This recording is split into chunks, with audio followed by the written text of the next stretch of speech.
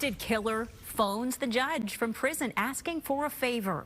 Melissa McNutt is serving 30 years in prison for robbing and killing a tourist 4 years ago.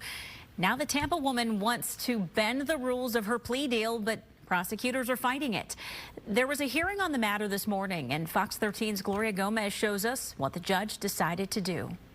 All right, let the record reflect that the defendant is present. Convicted killer Melissa McNutt phones in from prison with a special request. Good morning, Your Honor. I come to you respectfully in hopes that you will grant my motion to have contact with my son's paternal grandmother and aunt. McNutt, who is serving 30 years in prison, was barred from talking to a handful of witnesses as part of her plea deal. Two of those people on the no contact list are her son's paternal grandmother and aunt.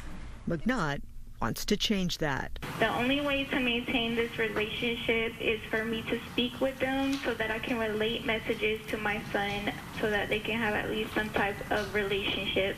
But prosecutors say a deal is a deal. And the defendant cannot accept the benefit of the bargain without accepting its burdens. How do you wish to plead to those two charges?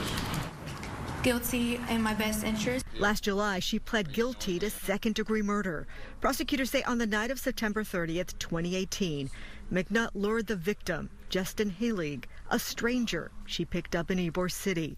Heilig's last Facebook post had a picture of himself and wrote, "Late nights with a selfie. Hours later, he would be dead." They say McNutt robbed him, stabbed him, and shot him, then drove him to Hyde Park and left him there to die. A detective said Heilig was begging for his life. He is stumbling and actually falls on his chest. He is incapacitated for a few minutes. But prosecutors say what did her in was a Pandora bracelet and a bloody knife with McNutt's DNA on it found at the crime scene.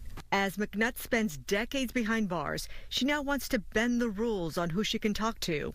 The judge said no. I've read everything and I don't think it's appropriate to grant, so I'm going to deny your motion, all right? Yes, sir. Thank you. Gloria Gomez, Fox 13 News.